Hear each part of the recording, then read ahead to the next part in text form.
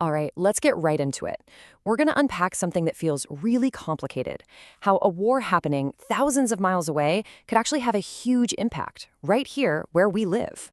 You hear about a war in the Middle East, and you might think, how could that possibly double my grocery bill?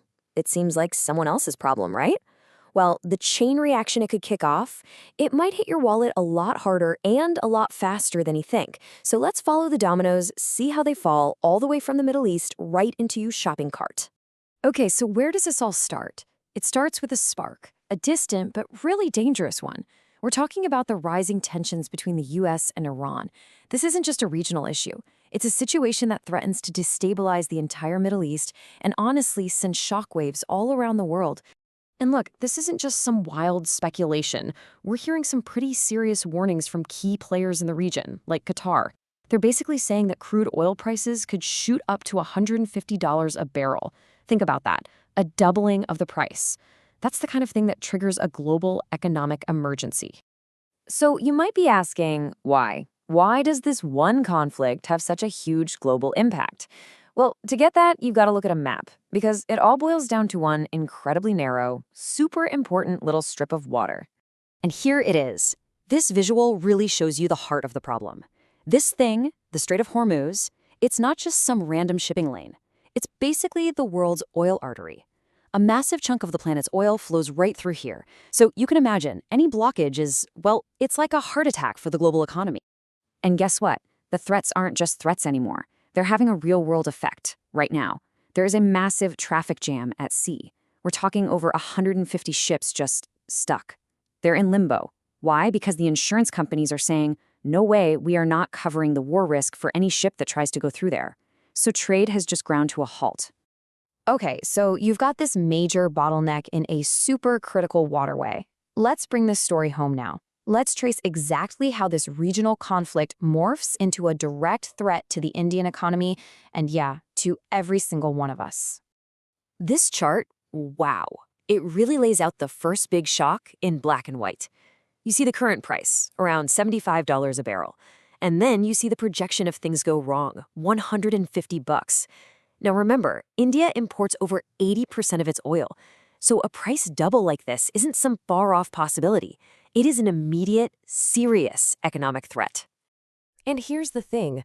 Even if you don't own a car, you absolutely cannot escape this. It's a simple chain reaction, right? The fuel used to transport our food gets more expensive, so the trucks and tempos pass that cost on. And what happens next? The price of everything, vegetables, milk, all the essentials on your plate goes up. That is exactly how a global event becomes your problem, right here at home. But, a sudden price hike is just one part of the story.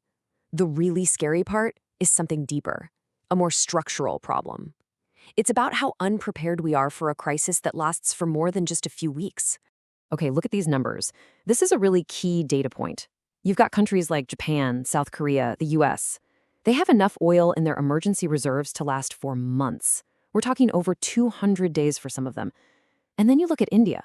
Our total buffer, it's about 60 days. That is a dangerously thin margin for error if things get really bad.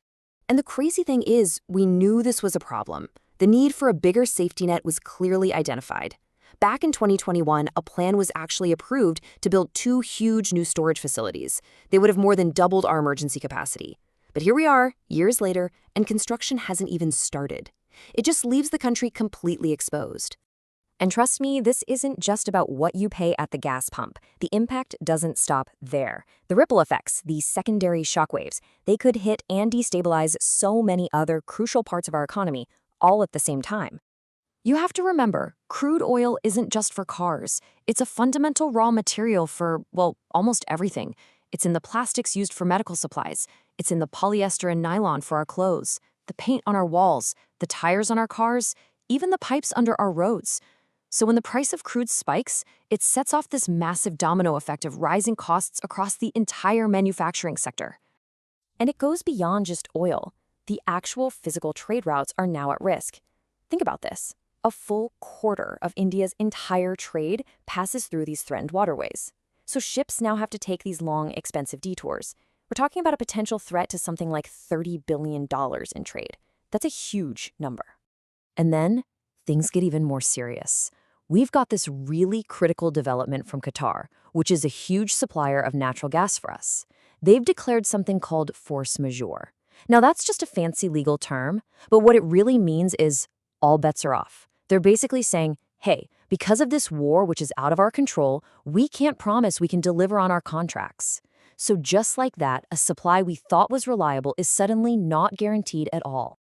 So why should you care about a natural gas shortage? Here's why. In India, the number one use for that imported gas is making fertilizer. So a gas shortage doesn't just mean an energy problem, it means a fertilizer problem. And that directly threatens our entire agricultural sector, especially around monsoon season. It could mean lower crop yields and, yeah, even food shortages. Look, if there's one thing to take away from all this, it's that this whole situation is a massive wake-up call. It's a harsh one, but it's necessary. In a world this volatile, this interconnected, just relying on other countries for the things we absolutely need to survive, that's a strategy that has an expiration date, and it feels like that date is getting closer. I mean, think about it.